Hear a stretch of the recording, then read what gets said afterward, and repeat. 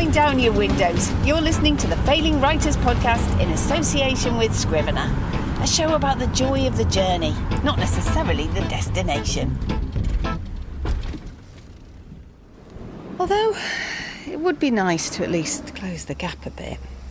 So, stick out your thumb and let the Failing Writers give you a lift. Do you know what I'd like to kick off with, Tom? I'd like to kick off by thanking our sponsor, Scrivener.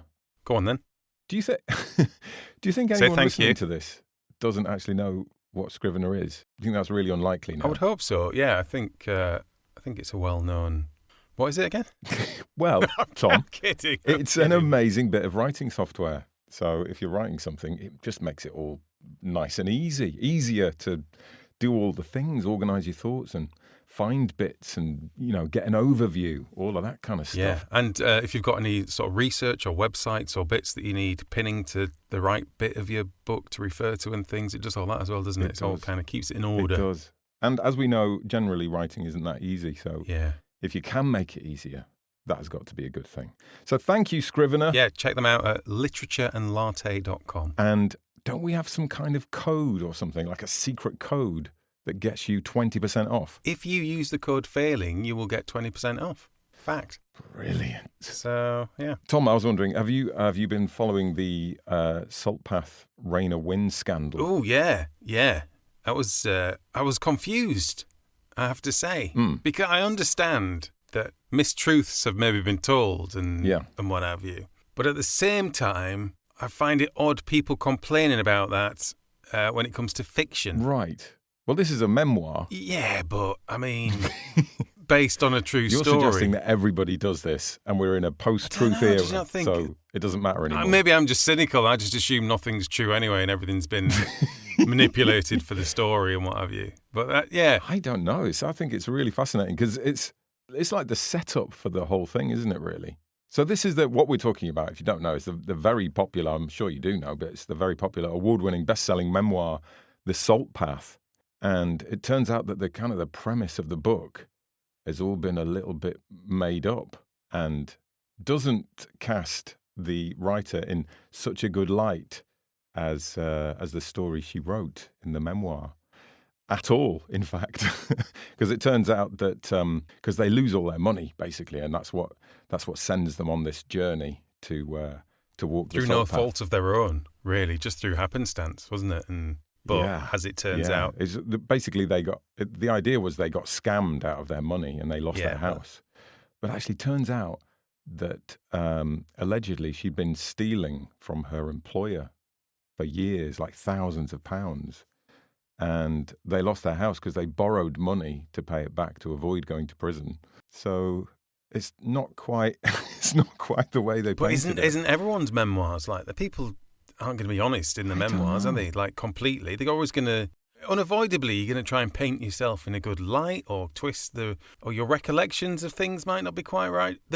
Granted, this is out there in terms of where the line is drawn. But it's a sliding scale, isn't it? Yeah. I mean, it just feels like a particularly big porky to tell. Yes. No, it is. It's kind of the very core essence. It's not just tweaking the truth a little bit to make yourself sound better. It's like it's based on quite a big lie. But for me, I can understand why they might want to do that. Why they might want to hide the fact that they've stolen money.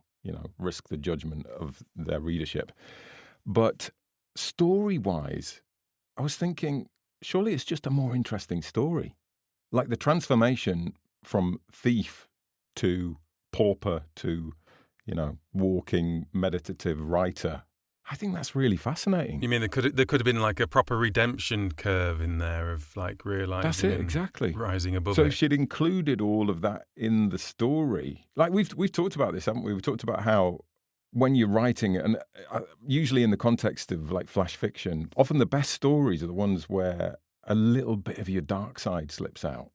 When you're not trying to paint yourself in a good light necessarily as a writer. Yeah. And I just thought that surely that's a better story. And we've talked about how powerful that is, full stop, really, in fiction as well. If you've got a baddie, if they're just all baddie and consummate evil, it doesn't quite work as well as if they've got some little chink of humanity, and vice versa for your hero or protagonist or whatever. It's the same. So if your hero is flawed at the beginning, that's a great story. It's, almost essential.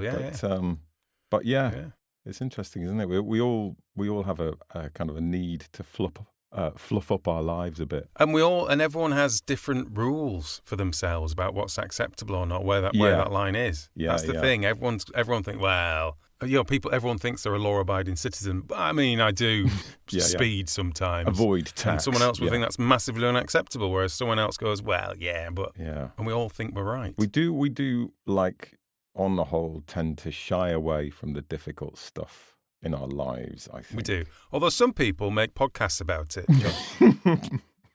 Well, it brings me on quite nicely to something, Tom, changing the subject slightly, to something I've been meaning to bring up on this podcast for quite a while now, but I have been shying away from because, as will become clear, it's not an easy thing to broach.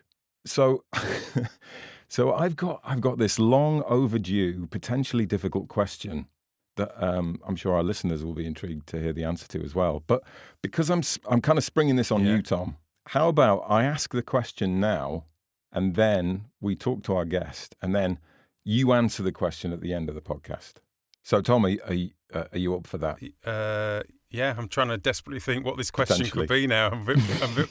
I'm agreeing, but with caveats. I'd like to know what the question is before I agree, but I can't really, can I? Yeah, go on. Okay. No, go on then. Okay, good. You've committed. So, Tom, as you know, I sent you my crime novel, The Order, back in January. Oh, good. I thought this was going to be. I thought I was going to have to actually do something or do. That's fine. Yes. I like the angle of this question. Okay, carry good. on. So I got some immediate, quite nice feedback from you. I can't remember specifically what you said, but you said something along the lines of this. Yeah, enjoying it's so far. It's not totally shit. Yeah, this isn't terrible, something like that. Don't know if I went that far, but yeah. And then, as you'll probably be aware, you have not said a single word to me about it since. Oh. And I've obviously got questions and concerns about why that might be. Oh, okay. So I was just wondering, are you up for a frank and open discussion at the end of this episode? Yeah, okay, yeah. Because I feel like that conversation could be both fascinating and quite awkward. But let's save it to the end of the pod. You just want me to be dead honest. You just fully honest conversation. Fine, let's do it. All right. Yeah. Okay, let's do that later. I look forward to that. Right. What are we doing now, Tom? Well, last week we talked to Thomas Taylor, who has written middle grade books for kids, and you made reference to me trying to do that, etc., etc. So this week, boots on the other foot, this week we are talking to someone who's written a funny little play that she's taking to Edinburgh, because obviously that's what you're going to do with your award-winning play, isn't it? You're turning the tables. So I thought that might be useful. So Samia Rida sent us an email in asking if we'd like to talk to her. And I mean, we get an awful lot of these, let's be frank. But when she said her comedy play was about her being kidnapped as a child, our attention was got. And we thought, do you know what? What with John doing his so-called play, we should probably have a chat and find out a bit more about what it's like taking a play to Edinburgh and how hard that is. If you're doing it yourself without some massive backing or you're not a big name, what does that actually mean and how tough is it? So that's what we talked to Samia about.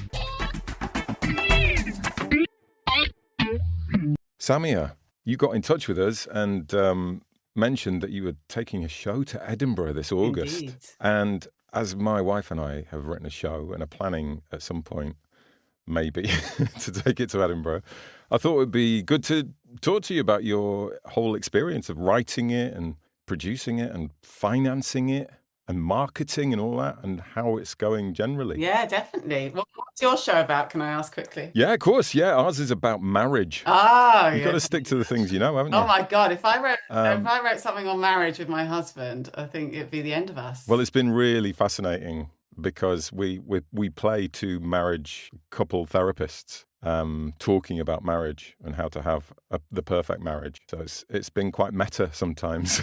Yeah. Especially when the two characters kind of fall out. But yeah. Really interesting. It's such an intense relationship, isn't it? Yeah. Like no Oh one God, sees yeah. you in that, that all your kind Yeah, of yeah. messy, awful bits. Yeah. And every time I write something that Katie's not happy with, or Katie writes something I'm not happy with in the play, we have to have that discussion, which is quite interesting as well. And so we put all of our frustrations into the script. So the script is just stuffed with like real arguments. It's just amazing, isn't it, that your play about a married couple who are therapists has become therapy for your married couple. It's very. That is kind of how it works. Circles within circles within circles. Definitely. There's a moment in the play where it's a married couple, us two, playing a married couple, the therapists, who are playing a married couple, kind of workshopping. It's married couples all the way down. I know, another anyway, couple. Enough about your play. Yeah, Jon. yeah, enough about that. Let's kick off our chat by finding out a bit more about you, Samia, because I think I'm right in saying you're primarily an actor, although you have done other things. You've done Writer, yeah, you've done actor and writer, yeah. You've done stand-up comedy and stuff like that. So what was your road up to this point? Yeah, with the show. So basically, I just signed with a literary agent, and around that time, I went to see my dad with my kids and found in his safe a newspaper cutting from when I was kidnapped to Saudi Arabia. And my kids, they were like, what? I was sort of like, yeah, I guess it is sort of shocking. Yeah, I guess it is a little bit, yeah, unusual. And then I thought, a lot of people have been saying to me, why don't you mine your Saudi side? Because my mum's Welsh.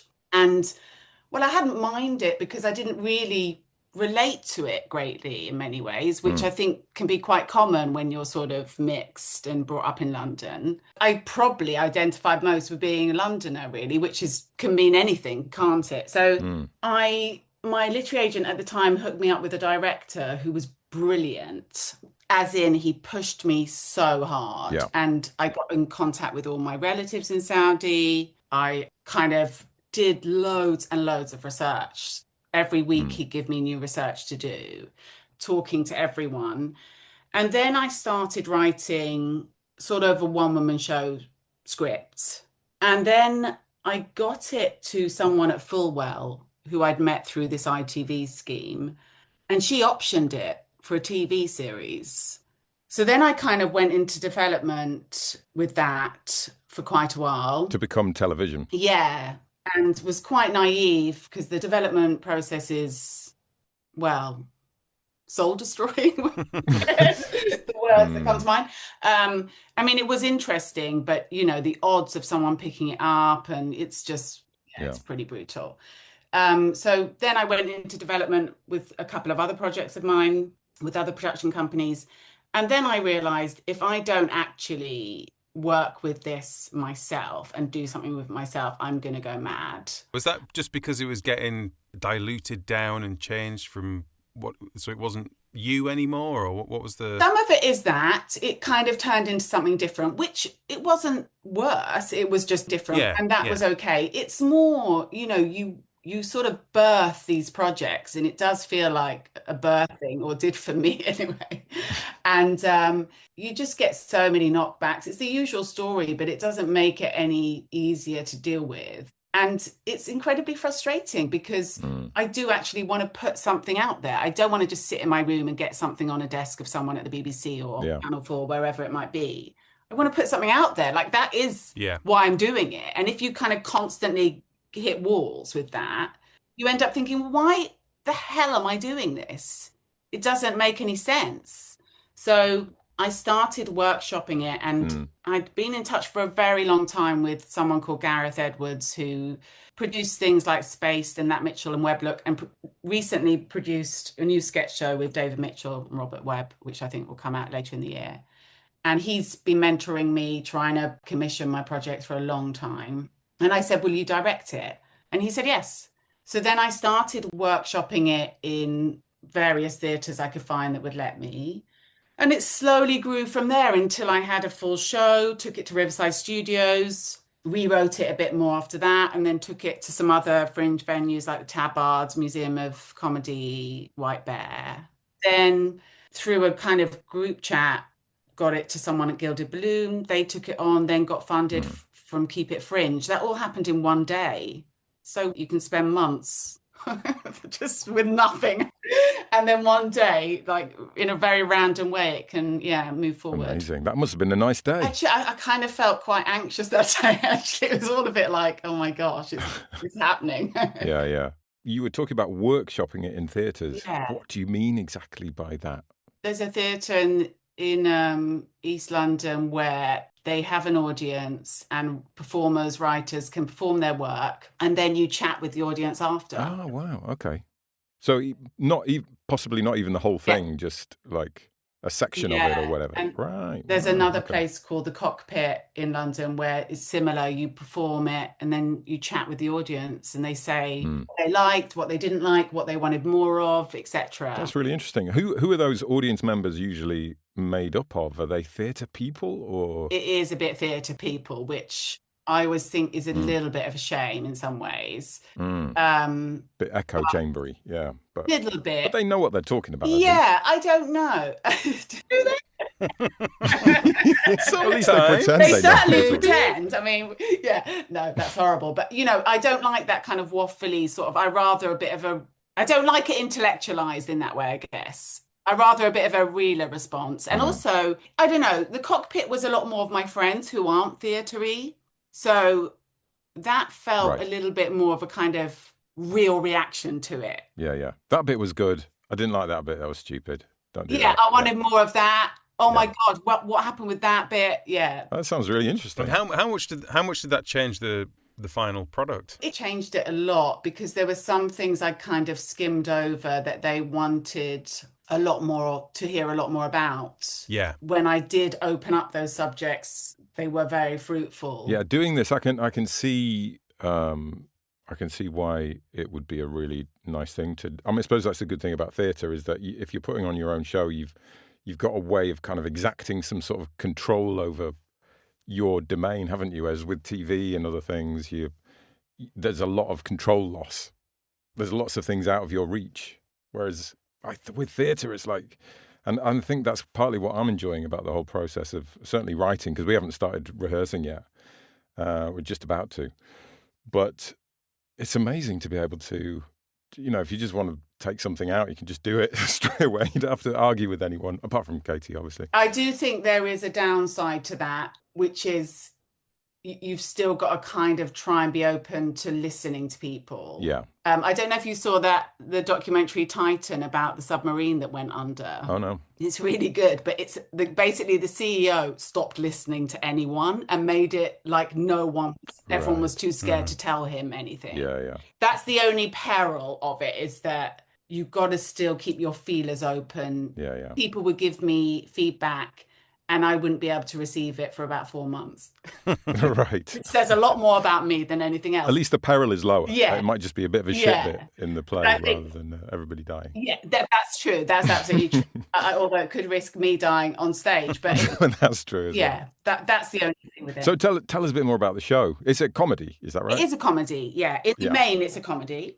So it's in kind of 3 parts, which is pre-kidnap, kidnap, and post-kidnap. Mm-hmm. So the pre-kidnap bit explores a bit of my mum's background, a bit of my dad's background, quite a bit about my siblings, particularly my brother who's disabled, who I was younger then, but very much sort of helped look after. That's the funniest bit, believe it or not. Mm-hmm. And the kind of whole lead up to the kidnap, the dynamics, London features in it. Yeah, the whole lead up to the moment that we got on a plane to Saudi. Yeah. And you're playing different parts, or you're kind of just having conversations with people who aren't there? Or I do it all from the perspective of me. I see. And then the middle bit is my time in Saudi. And I guess a lot of it is playing with people's expectations. So if you say, oh, my brother's disabled, you often get like, oh, Yeah. So I turn that on its head. Also with Saudi, I think it's such a kind of, it's a place people generally don't know that much about, although that's probably changing now.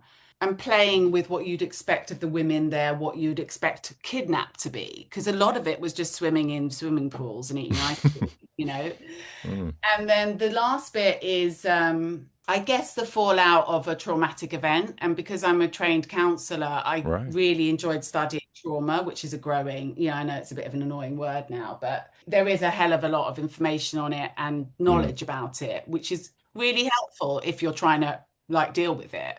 And so it's a bit through that lens, really. It sounds like from what you were saying before, you almost, you found that, was it a letter or something? It was a newspaper cutting, yeah. A newspaper cutting, sorry, yeah. It sounds like you almost had forgotten that it happened, or it's not like a clear part of your memory. Or just accepted that it was, it's just, that's what happens in your childhood, isn't it? Anyway, moving on. Yeah, haven't you been kidnapped? Yeah. It was more, I think, I disassociated from it, to be honest. That happened to sort of someone else. I had a phase of telling it like my party story, and then I just felt a bit icky about that after a while. But yeah, it felt like it happened to someone else. Yeah, I can imagine. Yeah. And how long did it last for? How long were you? 9 months I was there for. Did you find it easy to draw the comedy out of it, or was that quite therapeutic in itself? I think I always draw comedy out of things. I'm quite stubborn about that in some ways, and I think I'm always trying to avoid feeling like I'm trying to elicit pity or something like that. So to me, that is the fun bit, is how can I shock with this? How can I surprise with this? How can I make this go somewhere the audience isn't expecting? Right, yeah. So to me, that's what comedy is, isn't it? A lot of it is finding that way in. Yeah, sort of disruption, isn't it? Great word, yeah. Which, I mean, that's got to go down well in Edinburgh, hasn't it? As kind of, that's hopefully what people there are looking for. I mean, I've never been to Edinburgh, but I've definitely found with audiences is sometimes they were really up for it and you'd have such a laugh. Yeah. And other times you just got this sort of stunned silence. Yeah, that is the joy of theatre, isn't it? Oh my gosh, it's so disorientating. But yeah, you really are in relation with the audience more than ever with a one-woman show, one-person show. And you're always kind of swimming against people come in with expectations of what they're about to see. Yes. And if it doesn't fit that can go one of two ways, can't it? Well, this was a revelation, or this isn't what I paid to. What's this? Right, exactly. And the second one does lead to a lot of quiet, perplexed looking people on seats while you just crack on and finish the show. Right, exactly. And that's what I'm hoping I'll have the opportunity to play with in Edinburgh, because I've never done a longer run, but to be able to actually respond to what I'm getting back. Right, yeah. Not just plow on let's just get to the end. Yeah. If everyone's looking a bit uncomfortable, but find a way to sort of find them and say, you can laugh, it's all right. It happened to me, not you, and it's over now, or whatever needs to be done. But yeah. I actually find that a weird little aside, but I always find that it's one of the things that really annoys me is when there's a situation where someone's in front of a crowd or whatever, and they make some really good gags, or they do some good funny stuff, but just because of the situation, the crowd feels like that's not the place for this, so they're not laughing. So they don't kind of play along. And I always find it really frustrating for the person doing whatever it is. Give us an example. What do you mean by the situation? I don't know. Like if it's not a stand-up gig, but it's something else. Yeah. So it could be the train conductor on the train or something. But that's not an environment for it. But you've done something really, and you put that in a different environment, it'd be hilarious. Yeah. I just find it really annoying. And probably the opposite is true, that people go into some comedy stuff willing to laugh, and you think, well, why are you laughing at that's not actually funny. You just kind of I've had a few drinks. So you're talking about people doing what's expected or what they think is and actually responding. What Tom's actually talking about his life. Just my entire life. So when he goes into the post office and the person in the post office doesn't laugh at his jokes, that's what he's talking about. Yeah. Well, that's unacceptable, of course. Of course it is. But what do you think you should do, Tom, in those circumstances? I mean, asking for a friend, if you're with an audience, they're not. What is the way to do that? I don't know. My mind's immediately gone to my wedding speech where I said, and it was just family, just the crowd was just family. And I said, as you know, for it's been quite a tough year for our family, with Huddersfield Town's mid-table form, been a very and my mum had cancer. And then kind of just moved on. Just silent, absolute silence. Yeah. I'm like, come on, guys, That's a gag, That's a isn't cracker, it? that Come one. on. I think you have to name it, don't you? You have to name it somehow. I think sometimes, yeah, it does work, doesn't it? Sometimes if you acknowledge. Stop, signpost, and Yeah, invite. glad we had that chat. Yeah. Anyway, sorry. I don't. Yeah. No. I hope that doesn't happen to you, Sammy. No, that will. Moving back to writing, Samia. Yeah. So you said you got an agent. What was the thing that you wrote that got you an agent? So, I mean, I started writing once I had my son. So I'd written a lot of stuff before. I mean, that's how I met Gareth, because I made something that I'd written for $2,000 as a pilot. And the sound said, send it to Gareth, who was at BBC at the time. And then I just sort of wrote and wrote and wrote. I wrote a lot of stuff. I then did an MA in writing and then had several scripts to send out and just kept asking around for recommendations. And a producer at Sky recommended someone. Mm-hmm. And I think I just sent him about 3 scripts and then he took me on. What was that pilot, by the way? Well, I like to think it was Fleabag before its time, but that's just it was basically about a kind of yoga teacher who is the complete antithesis of sort of yoga behind the scenes. It was kind of very sort of sexy and set in a gym and stupid. And yeah, I guess at the time I was just trying to write a bit of a messy sexual female character. You're right, it does sound Fleabaggy. Yeah, I believe it was, but there we go. Right, so it was more of a sort of collection of things that you'd written rather than a specific, Yeah, because they always you send one thing and then they always want to see more to make sure that wasn't a kind of one-trick pony situation. And your agent has helped you move things along? I've since moved on from the agent to another literary agent. So not very. Well, that's what I'm getting. I've got to be careful. Sorry. Basically, the Fulwell this one is career suicide, Sammy. Wait, what are we doing? I know. What are we doing? I knew I'd commit career suicide. Basically, agents are wankers, aren't they? Is that what you're saying? Should we just, all of them. Are you every single one of them? Are you trying to kill my career? Because I think I can do a pretty good job of myself. So. Firstly, I know nothing about contracts, so that's helpful. Yeah. They do, a lot of places won't read your stuff unless it comes through an agent. Yeah. My agent now actually gives very good notes, and that's good. He sort of keeps me in line a little bit. Yeah. But the fact is, it's not like you get an agent and then everything's okay at all. Not at all. That's great about the editor or the note giving. Because I was going to ask you, obviously writing on your own can be quite a lonely thing and you kind of need people to bounce off. Who are the other people in your life that you kind of bounce ideas off? Well, Gareth also gives brilliant notes. Yeah. I think to be able to give notes without crushing someone, but instead sort of really allowing them to flourish more is a real art form. And you have to not be coming from your ego as the note giver to do it. Yeah. And so he's someone who's able to do that. He just brings out more in me without crushing me. Yeah, great. But I guess I'm quite careful now who I share things with because of that. It's like in life, you're not going to share your deepest secrets with just anyone, although I probably used to actually. But you have to be careful, don't you? Yeah, you have to trust that person, don't you? I don't think you can just give your work to anybody. And there's no value, is there, in getting it back from someone who whatever they say, you're probably going to go, well, I'm not sure I believe what they're saying. It doesn't have any weight, does it? But if you can find someone like that who can almost kind of see the bigger picture and see behind stuff to just give you these little ins into stuff where you think, oh God, no, I should have done that. Oh wow, yeah, no, I could. And you can immediately see how it opens up a new aspects. That's gold dust, isn't it? Absolutely. Almost mention things that were in the sort of back of your mind that you hadn't quite opened up yet, but they tap into them, but also that are coming from they are supporting you, not wanting to show off everything they know or sort of make it theirs, or they're really behind you, I think. Yeah, it's the difference, isn't it, between saying you shouldn't do this to you could do this. Yeah. Constructive criticism, I guess. A friend of mine talked about it like holding a butterfly. You got to hold it but not crush it. And then get it and then put pins through its wings into a glass case. Okay, wait. Into a glass case happening? And then you've got it forever. That's how you do it, isn't it? A metaphor there. of my writing career.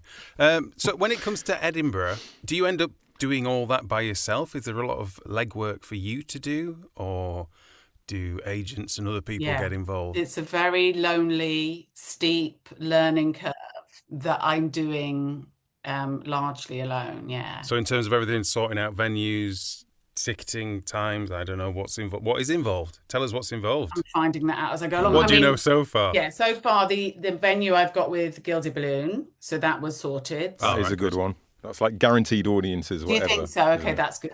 Yeah, they offered 2 options, but I went for the shorter run because of finances, really. Yeah, it's not cheap, is it? We did find that out. I did a bit of looking up how much it costs to put a show on in Edinburgh. I'm guessing, because you said it was partly financed by Keep It Fringe. And what is that exactly? Is that like a charity? Producer told me about it. She just sent me the link and I filled in a form. And then, like I say, the day that I got Gilded Balloon, they said, yeah, you're successful in getting funding. Right. So that was the kind of clincher, is getting a venue. That was the clincher because, you know, it is really sad that only people with money, as far as I can see, can go to Edinburgh. Yeah, it's like, it's like over 10 grand, isn't it? Really, realistically. I mean, I'm sure it sort of varies depending on how many people are involved or how big the show is or whatever. I used to be in this soap in Scotland with 2 other Scottish actors who I'm still in touch with. So I'm staying with my friend's dad in Edinburgh. Oh, that's good. That does save a lot of money. Me and him raving it up. Yeah. And so that helps. And then the funding helps. And I'm just doing as much as I can myself, really, to keep costs as low as possible. And what about marketing? So I did get someone to do PR because, again, I don't know how you reach anyone. I've no idea. Yeah, like newspapers or... Right. Yeah. And again, a bit like with agents and production companies, a lot of journalists won't just talk to you. Right. Yeah. You know, there are the kind of hoops and the gates you have to try and work out where the key is to get in. See, that already sounds expensive, hiring a PR person. Well, it's like I say, I went for on everything, I went for the cheapest option. So the flyers, the posters, I just talked to them and said, look, what's most effective, cheapest? I'm going to flyer myself as well. Yeah. I just tried to do it as cheap and cheerful as possible. It'll be a good case study, won't it, by the end of it? You'll probably be able to write like a little self-help how to get on an Edinburgh book at the end of it about what works and what doesn't on the budget scale. There's a surprising lack of stuff on the internet about it, weirdly. Is there? Or it's very vague anyway. I think probably a lot of it is a movable feast, though, isn't it? Because there's so many different sizes of venues, and it depends who you are and what you've done, and whether this, and obviously the other bits of funding that we're learning about now. There's a lot of moving parts, and it's weird, isn't it, Edinburgh, in a way that it's a brilliant place to do a show because everyone's going there and wants to see something, and there's, the place is alive. Yeah. And the other side of that coin is, shit, there's like another 3,000 things that people could go and see rather than my thing. On at the same time. And literally on at the same time. Yeah, it doesn't bear thinking about in a way, does it? Yeah, I mean... That's my approach. Yeah. I'm not thinking... I think a certain amount of blind naivety is a good thing, isn't it? Yeah. Definitely. Well, it's also like I can only do really what's in my control. Like I can't. Yeah.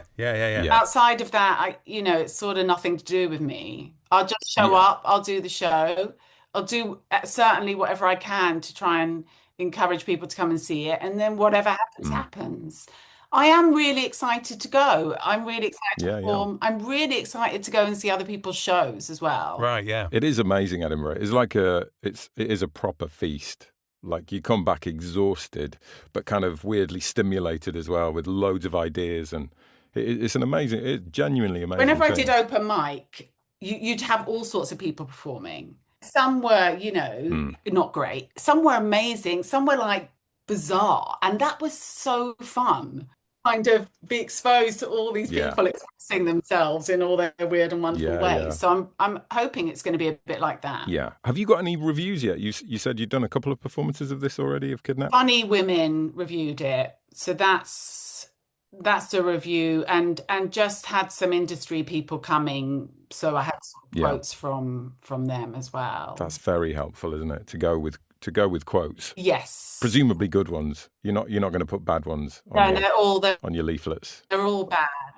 Full of just quotes. Don't believe you. No, they're good quotes. What's your favourite quote? Oh, I mean, quotes. I was reading them the other day. That I don't know. I don't really like quotes, to be honest, because they can be quite sort of cliche, bit reductive aren't they? as Yeah, well, reductive. Yeah, very reductive. Yeah. Yeah, they don't sum up the essence of a piece, really. So no favourites then sticking Not out really, for you. sorry. Yeah. That's all right, don't worry. Yeah, no, I was trying to sell the show there for you. That's what I was trying to do. I know. I was going to say a tour de force, but that just makes you want to be a bit sick, doesn't it? Yeah, it's good and bad, that, isn't Yeah, it? I think that would be off-putting to me if someone. Yeah. I don't know. It feels like something you've got to go and see. I feel like it's something you've got to suck it and see. Like I can't. Yeah. I always feel like that about things. It's like when I have to do treatments, I just think, can't you just read the script? Like this treatment is going to rinse all the joy out of it. So what stage are you at the moment? Do you feel like the words of the play are completely set? You're in rehearsal. You're there or thereabouts and just waiting for Edinburgh to happen, or is there more to sort of take place before you're ready? Well, I kind of got to a point with us performing it where I said to Gareth, I'm not changing anything else now. Right, yeah. I refuse. I can't change anything. When you learn a 50-minute, I mean, for me anyway, 50-minute one-woman show, it's a mountain to climb. And you kind of have all these things that trigger the next bit. Yeah, so someone takes one of those out, the whole house of cards falls down. Exactly. The whole thing collapses. So I was like, Gareth, I'm drawing a line under this now. I don't care. Honestly, that's the bit I'm most worried about, is learning the lines. A director told me, this is the guy who first developed it with me. He said, you just have to do 2 line runs a day. So I did 1 because he's a psychopath. 1 did the trick, but you have to do 1 a day, and you have to have lots of things where you link the one sentence to the next. He really taught me how to learn. So even though I've been an actor for years, no one had ever taught me that. Yeah. That is good. It's graft. It's painful graft. Yeah. And it makes me want to be sick just to talk. But you're not like sick of the play yet or anything like that. I'm not sick of the play. I'm doing line runs now. Yeah. Because, I haven't done it for a while, and I'll just keep doing line runs. There's not a lot more than that I'll do in the run up. Yeah. You want to keep it fresh, don't you? It's difficult. You can't sort of give it your all. You've just got to learn the lines, haven't you? And then really perform. Well, I hope the freshness comes from being so on top of it that you can then respond to the audience. That you can't be with, things like TV. That's what's great about theatre, isn't it? Is that sort of response and that sort of interaction with the audience almost. Yeah, and like we were saying earlier, being able to read the room, but without an expectation of where they're meant to be. Yeah. And then being able to respond to wherever they are. That's the aim. God knows if I'll be able to achieve it, yeah. I mean, would you mind coming back on the pod briefly after August and talk about how it all went? Because it'd be really great to find out what happened. Yeah. I'd love to. And can I just say, I really love your podcast, because you can, so many podcasts, it's the same people on them. What's going on? I feel like I'm in like Groundhog Day. Yes. And yours is really outside of that. And I really, really appreciate it. That's great. No, we appreciate that. So, Samia, remind us where people will find your show and when, more specifically, because we know it's on at the Gilded Balloon, but when exactly? At a house, 30th of July until the 10th of August. All right, fantastic. I'm going to stick my neck out, Sammy. I'm going to say that I think in Edinburgh this year, yours will be the funniest play there about kidnap, domestic abuse and disabled people. It's got all the hallmarks of comedy brilliance. Listen, Sammy, it's been really lovely talking to you. Really lovely talking to you both. Thank you so much for having me. More than welcome, and I hope it all goes really well. I'm sure it sounds like will. It's going to be great. It sounds like you got all of it covered, and it is going to be brilliant. I hope to just go and have fun. Whatever happens, happens. We want to enjoy it. Yeah.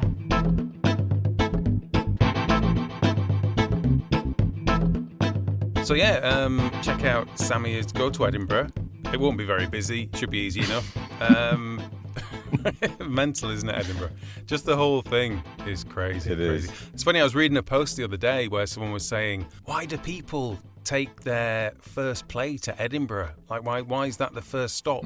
Go and do a smaller fringe somewhere, get it fully tuned up. To be fair, I think most people do that. Yeah. Because ideally you want some reviews, don't you, before you arrive. Yeah, and you probably want to change it and tweak it and fine-tune it and everything as well, But yeah, if you are off to Edinburgh, Samia will be performing Kidnap from Wednesday the 30th of July until Sunday the 10th of August, so go and check her out.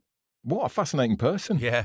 I really enjoyed that chat. Do you know what? It kind of worked as well, Tom. It made me feel like putting a show on is doable. I think it is, isn't it? It's difficult, but it's all just lots of little steps, little things to get over. Yeah. And there is a lot of work to do, and you do have to do most of it by yourself. Yeah. But when you hear about someone else doing it for the first time and basically kind of feeling their way to their goal. Yeah. You kind of think, actually, that's okay, isn't it? I don't need to know everything about it before I do it. We can just fumble along. Let's make it up as we go along, and we'll get there eventually. Brilliant. Enjoyed that. And Tom, I'm very happy to say, I think it might have worked because just as you revealed that you've been cracking on with your children's book, Katie and I have now officially finished writing. Finished? Well, finished as much as you can finish because you inevitably end up tweaking little bits here and there. But we've finished the play and we've actually started rehearsals. We actually did like a stand up and act it out run the other day. Oh, wow. And we've even booked our first venue. Oh, wow. So we're performing the Happy Marriage Show at Seven Arts in Leeds on Saturday, the 31st of January. It's quite scary. Brilliant. Actually quite terrifying, but very exciting. Put that in your diary as well, folks. Yeah. 31st of January. Seems a long way away now, doesn't it, right now? Right now, that seems ages away. So, Tommy. So, your question. Yeah. This is fascinating, this question. Do you know why? Why? Yes, go on. Because, obviously, ignorantly, I hadn't even considered your thoughts or feelings on this matter. I had no idea that this was spinning round in your little head. Isn't that interesting? I hadn't given it a second thought. I thought, I'd said it was good. It was really good. Yeah, it's interesting because it's big because it's been, I think it's the 6-month thing. It's like it's too weird an amount of time because okay, so I'll describe, because I'll be honest with you, Tom, I hadn't even thought of it until really recent, like a week or two ago. Yeah. And then I suddenly thought, do you know what? That's weird, isn't it? I wonder when I sent that to Tom. And I worked out it was 6 months ago and I was like, wow, there are only 2 possibilities in my mind. You either just got bored and couldn't be asked reading anymore, kind of intending to go back to it. Do you know what I mean? That was the one I most strongly suspected, because I know you're not a big fiction reader. You don't get along with it generally. So I thought, well, you probably just got bored and then stopped reading it. Or the other possibility that really worried me is that you did finish it. You just thought it was so bad you couldn't bring yourself even to talk to me. Do you know what this reminds me of? What? And we're going to play a clip for the listeners now. It reminds me of, it might have been season 2 or something. It might have been season 1, where you'd sent some stuff off to a novelist that we'd talked to. Oh, yeah. That was my tree story. Was it a tree story? Yeah. To Chris Paling. Yeah. And you had a brilliant idea that when he emailed back, you wouldn't look at the email. For the sake of the podcast, for the sake of content, that you'd just send the email to me, and I wouldn't read it either, which I didn't. Yes. And then at some point in that episode, you would say, right, Tom, read me the letter, give me the feedback. Read it out. And I was going to do that, and I had it up on the iPad in front of me, and then just at that moment, I suddenly thought, bloody hell, this is an opportunity, isn't it? And off the cuff, I thought, I'm going to make up the worst possible. I'm going to push all Jon's buttons here. What would be the thing that Jon would least like to hear? So mean. And this is how that went. You want to hear what he says then? Okay, go on then. Okay. Hi, Jon. So this is what I think. I kind of hate myself for saying this, because you've been really brave sending me this in the first place. But I think it is my duty to tell you exactly what I do think of it. The writing seems very shallow. Amateurish would be harsh, but it doesn't seem well finished or thought out. He doesn't say any of that, Jon. I'm lying. I just made that up. Nasty, Tom. That was genuinely nasty. Oh, God. You actually genuinely have me there, I enjoyed that. I enjoyed that far too much.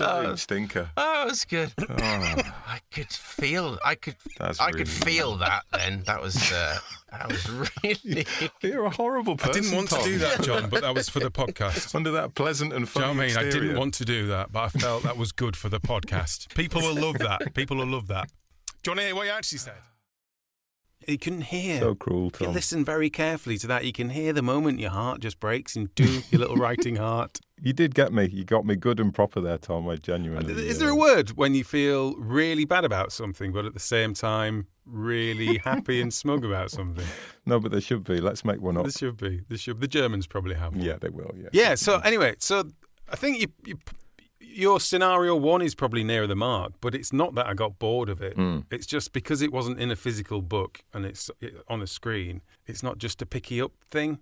So I was rattling along with it and thoroughly enjoying it, actually. And I am about halfway through. I just haven't picked it back up again. That's not great, though, is it? I mean, so if you want me to, when people do the little quotes on the back, I could say this is very put-downable. People say it's unput-downable. So it's the classic halfway mark. That's where it... Probably, but absolutely not bored of it. Oh, no, well, that's very nice. What is good, I have thought about it, as in the universe and the world of the story. That's going to be... Do you know what, though? It's going to be incredibly hard to pick back up and carry on because inevitably, with like crime novels, you just instantly forget. Yeah, don't you? I'm not too bad. Not too bad for that. Yeah. I can kind of visualise, because of the excellent writing, it's very... very clear in my mind. Yeah. It's like a film, isn't it? It is filmic. Tom? Yeah, It's exactly like a that. film. Exactly that. So no, I tell you what, I'll make you a promise. I will pick it back up and read it. Oh, that would be very nice, Tom. Be nice to hear what you thought of the whole thing. I was really enjoying it. Oh, well, that's great. So there's no barrier to me picking. It's not like, oh God, I said I'd read this. No, I'm happy and keen to be reminded to get back into it. Okay, I'll take that. Thanks, Tom. That is a lot better than what I thought you were going to say. Yeah, I hadn't even thought that it would be a thing. It wouldn't normally be, but 6 months is quite a long time. I guess I think both of us didn't even think about it. Like I thought I sent you it about 3 months ago. Right, yeah. I hadn't really. I'm wondering, is this, and I don't want to do the whole therapy thing live on the podcast, but John, is this like a secondary wave from the lack of feedback from agents and things? Is this like a... Maybe, Tom. Maybe. Oh, and just is no one taking my art seriously? I don't think they're even... I don't think they've even looked at it. I don't think they're even... No nibbles. They've even read a page. I don't think that's unusual either. No. I know, the trouble is, I think that like I said, I think it's really good. But it's entirely possible that anyone could read the first 3 pages and then decide that they've... got similar things on their books or... Yeah, yeah. Because obviously it's similar because it is what it is. Yeah. It's almost like they could be sat there going, I could do some really good sort of murder mystery stuff. Oh, God, another murder mystery book. It's almost like I don't know, you just got to be in the right place at the right time as well. I think that's right. It's got to land on the right desk. But no, if I can remember where I got up to in it, John, I will... Oh, thanks, Tom. That's lovely. Yeah, sorry about that. I didn't even... Hey, don't worry. I'm happy with the result there. I thought it was going to be worse, like I said. What we all hope now is that it isn't indeed shit in the second half. After all that, after you forced me into reading something that then I will have Fingers crossed. It's funny, though, because on the email you sent me, because I said, you were like, oh, send me a book, Tom, send me a book. And I sent it to you, and bless you read it. A lot shorter than yours, to be fair. And I said, God, it just feels like a stupid idea, doesn't it, sending it each other? And you were like, no, don't be daft. That's what we're here for, isn't it? That's what the podcast is about, isn't it? Just and then you just sent me yours with the PDF attached saying, see what you mean now. This is a stupid idea. But the actual bit of sending it is awful, isn't it? It's worse than sending it to other people, to important people, or... Oh, no, it's way worse, because I value certain people's judgment, more than others. And it's just that even if you disagree with my judgment, you kind of have to live with it, because we're doing this. So it's always like... next door. And I know you'd be honest as well. I mean, you'd be kind. I think you'd be pretty kind. As is proved by that clip from the Chris Paling scenario. Yeah, you'd be so kind, Tom. Just all heart. Yeah, definitely protecting your feelings at every step of the way. That's what I'm about. But, but still, it's not an easy thing to do, is it? Weird. What do we write for? What is the bloody purpose? No, it's because you're always sharing a little bit of yourself, whether it's a bit of your inner self or your ego self, or there's always something in there that's vulnerable. Sharing your writing is making yourself vulnerable. And if it's not, then your writing's probably not doing anything because it won't have the edge or the depth or it's your psychology on display, isn't it? Basically. Yeah. Which actually, going back to Rain or Win, probably explains a lot. I always think that, it probably does. And I always think as well, if you're writing a book with like sex scenes and stuff in. Yeah, you're revealing way too much about it. I just have an idea that you could be writing some really weird, inappropriate, twisted stuff, thinking that's completely vanilla. That's normal, isn't it? Yeah, just everyday occurrences. Yeah, people going, what the hell is going on here? Why is there a dog? And on that bombshell, Thomas, we should mention the next episode going out, shouldn't we? We should. I hope you can remember what it is. Yeah, we're doing another episode next week. I mean, they're coming thick and fast. Do you think people like that? Do you think people are celebrating that, or do you think they're like, oh God, not another one? I love the idea we've just got an audience of people that just feel obliged to listen, that don't enjoy it, but just like, oh God, here it is again. Okay. A bonus episode? Are you kidding? Come on. Next week we've got the amazing and very funny Jessica Knappett. Oh, yes. Who has been on lots of telly stuff. She's been on Taskmaster and like Travel Man and Would I Lie to You and all that stuff, as well as acting in Ghosts. Yeah. Avoidance, the In-Betweeners movie. But she also wrote the E4 sitcom Drifters and will be gracing us with her presence next week. So you don't want to miss that. No, it's an interesting chat actually about it's a good kind of really does sit on the title of our podcast of Failing Writers, how you can have lots and lots of success, but still feel like you're scrabbling around a bit and trying to just keep your head above water, and how nothing in that world is kind of set. You're always kind of searching around and trying to prove your worth in places, I guess. You've never quite reached success, even when it looks like you might have done. Yeah, she got the concept of the podcast, didn't she? Yeah, it was really honest and open as well. Yeah, definitely worth a listen. She understood. She got us. Yeah. So tune in next week. And finally, thank you, Scrivener, again. Don't forget about that code. Use failing at literatureandlatte.com and you get yourself 20% off a beautiful copy of Scrivener app. And finally, we should thank you guys for listening. And what am I going to say? Don't know. It seems to be dragging on this bit a little bit, doesn't it? It's turned into some kind of like Oscars award speech or something, like thanking everyone. Yeah. Actually, I've got some. Yeah, I feel a little bit like I'm going to cry now.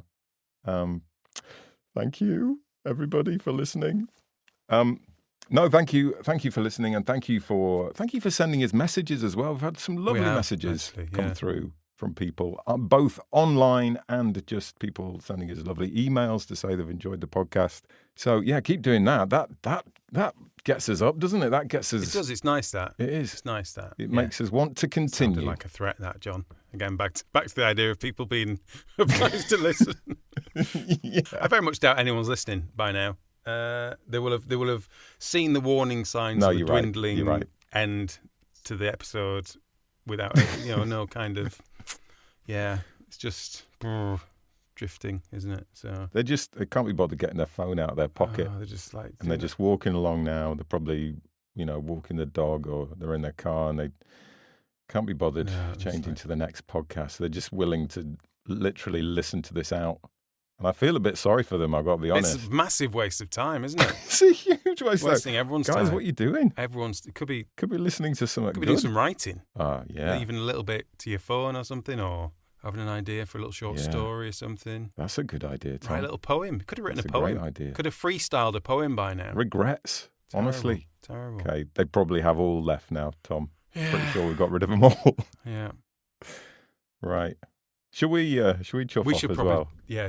Listen to our own advice on that one, shouldn't we? I've got half a book I've been forced to read, so I better crack on with that. Good luck, Tom. Thanks. Let's talk about it in another 6 months. Yeah, maybe send it to Chris Paling. Let him send you a letter. No, thank you. Right, thank you, everybody. Take care of yourselves. Bye. Tatty bye. Hello. Where's everybody gone?